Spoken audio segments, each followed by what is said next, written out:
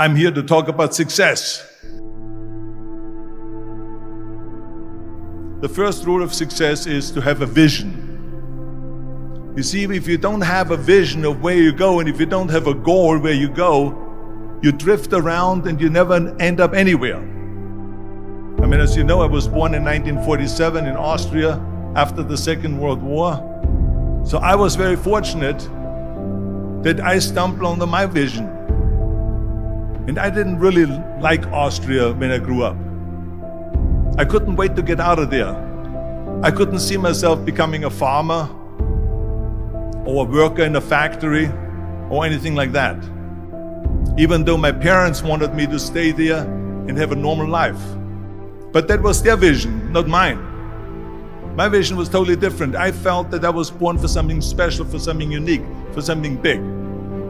Then one day I went to school. I remember I was 11 years old, and they showed a documentary about America. And there they showed in this documentary the huge skyscrapers, the high-rises, the huge bridges, the 6-lane freeways, and all of this stuff. And I said to myself, that's where I want to be. I don't want to be around here with these little farmhouses and these little buildings. I want to be in America. One day after school, I walked by a store in Graz. So I went inside and I looked around, and then I saw a magazine. I saw a bodybuilding magazine that had Reg Park on the cover. Reg Park was then a 3-time Mr. Universe. And I saw him on the big screen as Hercules. I read that and I said to myself, wow, this is the blueprint for my life. This is exactly what I want to do. I want to become a bodybuilding champion just like Reg Park. I want to get into movies just like Reg Park.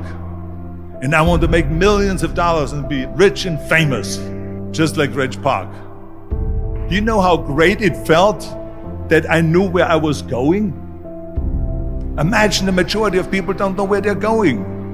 I knew where I was going, that I'm going to become this bodybuilding champion just like him. So it was just a question of how do you do it? I was so relieved, because when you have a goal, when you have a vision, everything becomes easy. So people always ask me, when they saw me in the gym in the pumping iron days, they say, why is it that you're working out so hard? 5 hours a day, 6 hours a day, and you have always a smile on your face. And I told people all the time, I said, because to me, I'm shooting for a goal. In front of me is the Mr. Universe title. So every rep that I do gets me closer to accomplishing that goal, to make this goal, this vision turn into reality. Every single set that I do, every repetition, every weight that I lift will get me a step closer to turn this goal into reality. So I couldn't wait to do another 500-pound squat. I couldn't wait to do another 500-pound bench press. I couldn't wait to do another 2,000 reps of sit-ups. I couldn't wait for the next exercise. At the age of 20, I went to London and I won the Mr. Universe contest as the youngest Mr. Universe ever. And it was because I had a goal. So let me tell you something, visualizing your goal and going after it makes it fun. You got to have a purpose no matter what you do in life. You got to have a purpose. 74% hate their job in America. Now this is not much different when you come to Europe. The majority of people don't like what they're doing, because they're really not doing it because they didn't have a goal and they followed this goal. They just aimlessly drift around, and then all of a sudden there's a job opening, so they get that job because you have to work. But then when you work, it's a chore. It's work. It's not fun. So if you think about, only a quarter of the people really enjoy what they're doing in life. That is unbelievable if you think about it. So I felt so blessed that I knew what I was doing. It's like a medical student that studies and knows he wants to become a doctor. You know where to go. And the same thing is also in politics. I remember that in politics, I had a very clear vision that I will be the leader of California. That's as far as I could go because I was not born in America, so I could not run for president. So being the governor of the fifth largest state, the largest state, the fifth largest economy in the world, was for me really the ultimate title, the ultimate accomplishment in politics. So even though people came up to me and says, why don't you go and run for something smaller, you're never gonna make it. I ran for governor, and then 2 months later I became governor of the state of California. Again, because I had a very clear vision what I'm gonna do with California.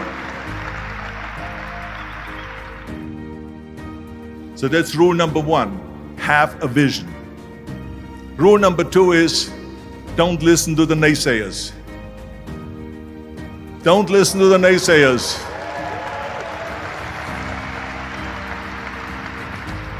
Everything I ever did, the thing that I heard out of people's mouth was, that's impossible. That can't be done. Or no. That is exactly what I heard, and of course I proved to the people that it can't be done. So whenever someone said to me, it can't be done, I heard, it can be done. When they said no, I heard yes. And when they said it's impossible, I heard, it is possible. I'm a strong believer of what Nelson Mandela said, that everything is always impossible until someone does it. Well, I'm gonna be the one, I said to myself, I'm gonna do it and I'm gonna show it to them. Maybe it has never been done before. That's perfectly fine with me. But I'm gonna do it. And I did not listen to the naysayers. It's all about the hard work that you put in. I said to myself, in bodybuilding I worked out 5-6 hours a day. I'm gonna do the same thing now for acting. And of course I went to college to study English. I studied the accent removal, acting classes, and all of this stuff, all day long. I worked and I worked and I worked. And within a short period of time, I made one movie called Hercules in New York, which of course went right into the toilet. But it didn't discourage me. I still had the same vision. And then all of a sudden I did Streets of San Francisco. I did Stay Hungry and Pumping Iron and The Villain. And then all of a sudden I was asked by Dino De Laurentiis and by Universal Studio to star in Conan the Barbarian. And after I did Conan the Barbarian, the director at the press conference said to the press, the director was John Milius. He said to the press, if we wouldn't have had Arnold, we would have had to build one. So think about that. The very body that they said can never be sold because the time is wrong. A few years later, I'm doing Conan the Barbarian, and it was the #1 hit at the box office when it came out in the summer of '82.